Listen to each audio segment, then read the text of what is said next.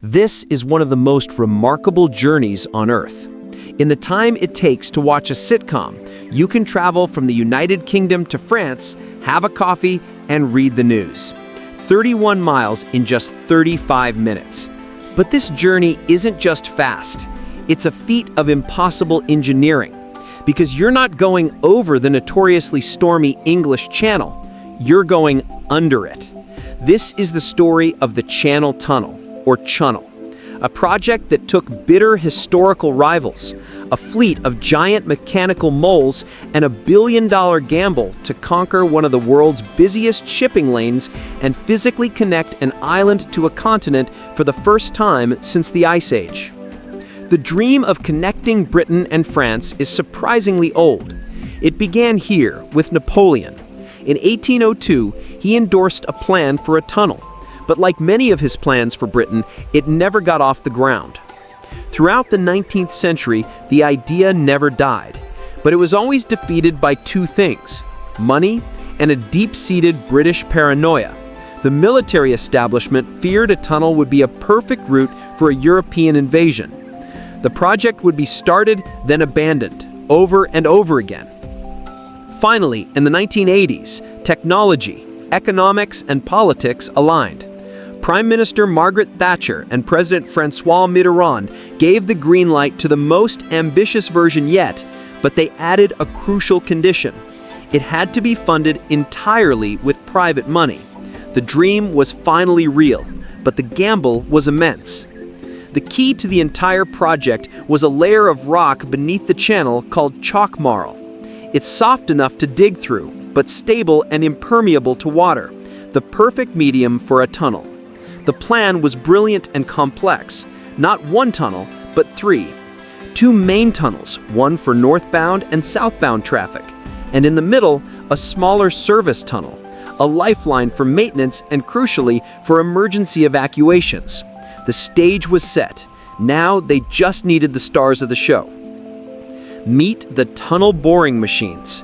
These weren't just driddles, they were mobile underground factories. 11 of them were built, each one longer than 2 football fields and weighing over 1,300 tons. These mechanical moles would grind through the chalk, transport the rubble out on conveyor belts, and install the concrete tunnel lining all at the same time. A laser guidance system kept them on course while a giant robotic arm installed over 750,000 interlocking concrete segments behind it, forming the tunnel's strong, waterproof lining. It was a relentless 24/7 operation, with one team digging south from Britain and another team digging north from France. This led to the single greatest challenge of the entire project. How do you get two teams, starting on two different coastlines, to meet perfectly in the middle, 130 feet beneath the waves of one of the world's busiest shipping lanes? There was no GPS that could work underground. The margin for error was just a few inches. Using an advanced network of lasers and survey points on both coasts, engineers meticulously tracked the position of their TBMs. As they got closer, the tension was unbearable. In December 1990, the French team shut down their TBM and drilled a narrow pilot hole through the final few feet of rock. And then, this. For the first time, light shone from one side to the other. A British and French worker reached through the opening and shook hands, a symbolic moment that ended Britain's geographic isolation from Europe forever. They were just 2 centimeters off. After 6 years of digging and billions of dollars over budget, the Channel Tunnel opened in 1994. Today, it's an invisible but vital artery of trade and tourism.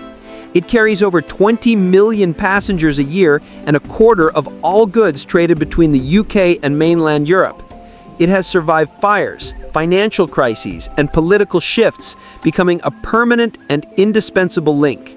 A project born of rivalry has become a symbol of connection. The Channel Tunnel is a monument to precision, perseverance, and the idea that even the oldest barriers, be they political or a literal ocean, can be overcome with brilliant engineering. If you enjoyed this breakdown of the race under the sea, hit that like button and subscribe. What other massive tunnel project should we explore in a future video? Let me know your ideas in the comments below. Thanks for watching.